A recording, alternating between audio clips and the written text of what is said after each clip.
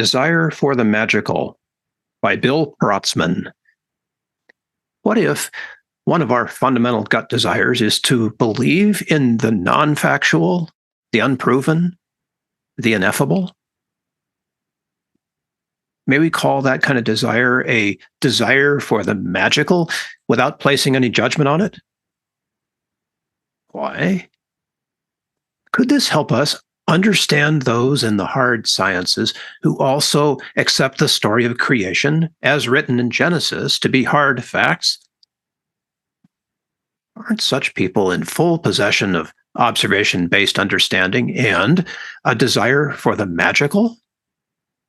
Does that apparent conflict diminish their contributions to either field? Admitting a built in human desire for the magical, is it easier to understand any religious beliefs that aren't ours?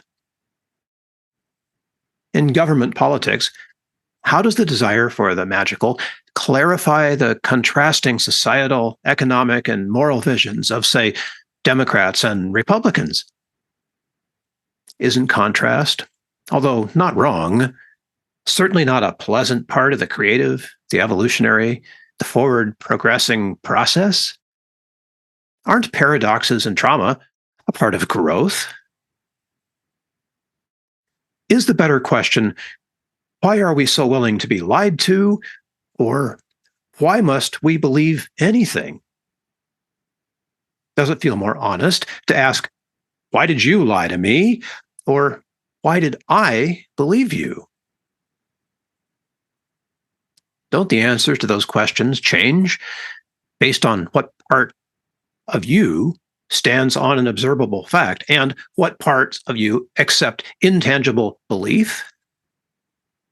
Is that a problem? Must we always measure contrast by how unlike us their desire is for the magical?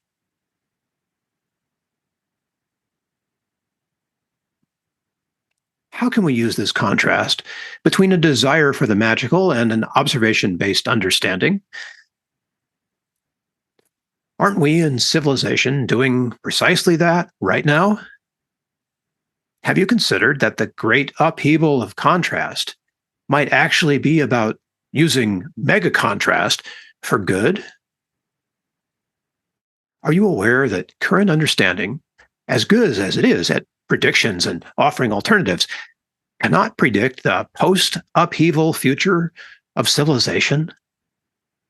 And would it be a huge stretch to allow for a slightly elevated desire for the magical, even if that looks like religious, political, or just plain far out psychedelic spiritual? Are you okay allowing everyone to do this at their own pace? Even if that means we might leave loved ones behind or be passed up by them? Do you see how that might be more difficult for some of us than others?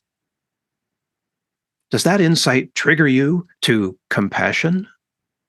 Something else?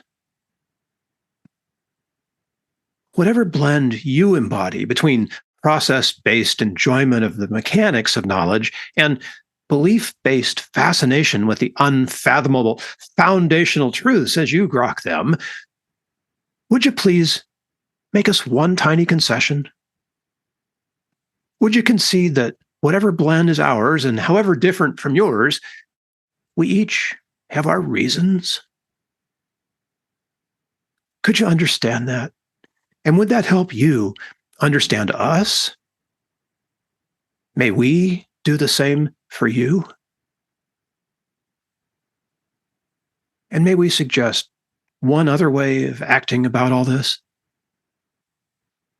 Would you agree that killing me is a poor way to help us understand your particular blend? Given the choice, is it more important that we understand you or that we die? If death, are you prepared to sacrifice the perpetuity of your being to those whose mortal power exceeds yours?